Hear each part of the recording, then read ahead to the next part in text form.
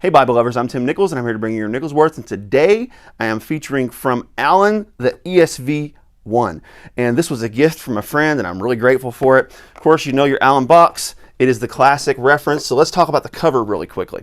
And I'll tell you some things I love about it and some things I don't love about it. The thing I do love about it is I love this pebbly grain on this New Zealand black goatskin. I love the way the yap trains. This is kind of a semi, not quite a full yap. Really beautiful. I wish they did perimeter sewing, but they do really nice work on the tool line, so that you can't hardly complain about that. 3 nice Beresford ribbons, beautiful spine work with your 1, 2, 3, 4, 5 tooled hubs. They don't raise their hubs. Stamped lettering on the spine, really nice. Here is where Allan is the winner of the whole thing, and that is your corner work. Look at those beautiful pleats on that corner work. Really nice, perfect, really perimeter gold. Those corners are just so nice. End sheets, paper end sheets. This is some sort of an animal skin liner. I haven't been able to get confirmation, but I've got a feeling it's some sort of cowhide. It is a blue to kind of accent with the ribbons and with your end sheet. So really beautiful, really floppy. The one disappointment is I don't love the paper on this. It is a 36 GSM paper. This is a Chinese crossway text block. And it doesn't have a lot of ghosting, but it's just really kind of crinkly for me. I mean, that's some noisy paper. It just feels cheap. It's almost like this is a Mercedes cover with a Volkswagen text block. It does have center column references and it has your notes on the bottom. Don't remember if I mentioned it's a 9-point font. It is nice and readable. Another thing which I'll show you in a minute is the gilding's kind of funky on this, but first let's look at the red letter. This is a red letter edition.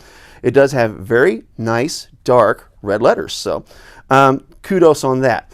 The concordance on this thing, that is small. I'm going to say that's probably even smaller than Skylar. This is a small footprint, but that is a really small. I mean, I even have trouble. I have to get close in to read that.